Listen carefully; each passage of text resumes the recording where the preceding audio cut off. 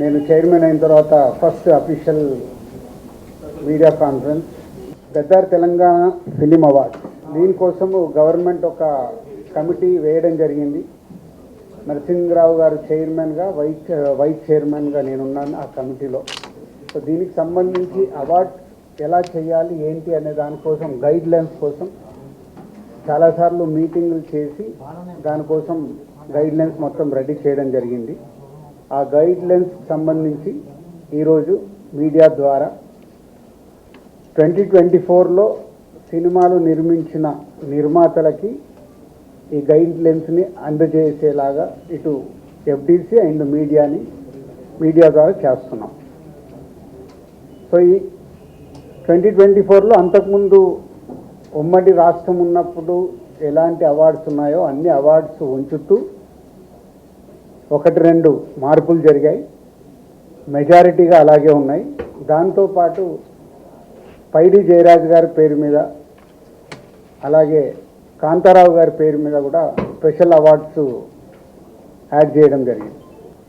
అంతేకాకుండా ఉర్దూ సినిమాకి కూడా ఎంకరేజ్ చేయాలి అనే ఉద్దేశంతో ఒక అవార్డు పెట్టడం జరిగింది, బెస్ట్ ఫిలిం అవార్డు. అదొకటి యాడ్ అయింది.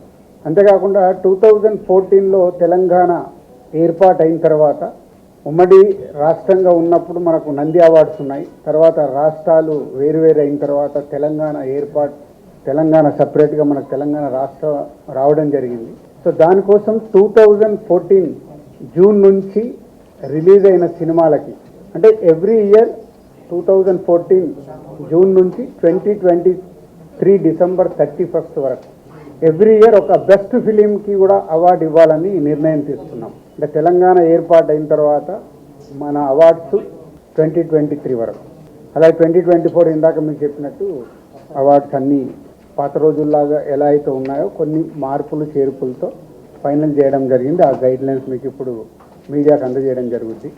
సో అప్లికేషన్స్ ఇమ్మీడియట్గా స్వీకరించి స్క్రూటినీ చేసి జ్యూరీలు కూడా ఫైనల్ చేసేసి ఏప్రిల్లో ఈ అవార్డు ఫంక్షన్ అంగరంగ వైభవంగా చేయాలని ప్రభుత్వం ఆశిస్తుంది. దానికి అందరం ఎఫ్డీసీ తరఫున, అలాగే ఫిలిం ఇండస్ట్రీ నుంచి చాలామందిని ఇక్కడ మేము జ్యూరీలాగా తీసుకొని చేసి అవార్డ్స్ అనేటివి నెక్స్ట్ మంత్ బెస్ట్ ఈవెంట్ చేయాలని గవర్నమెంట్ ఆశిస్తుంది. దానికి మేము కంప్లీట్ చేయాలని ఈ రోజు నుంచి కంకణం కట్టుకున్నాం. ఇది మెయిన్ ఎజెండా.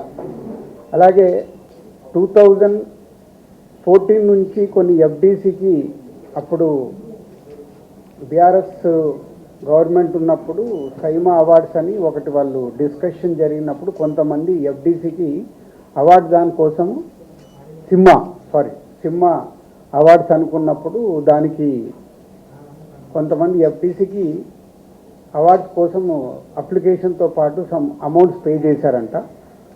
అలాంటివన్నీ 2024 కంటే ముందు ఏవైతే ఏమైనా పే చేసినవి ఉంటే ఎఫ్డీసీ నుంచి వాళ్ళకి అవి తిరిగి ఇవ్వడం జరుగుతుంది.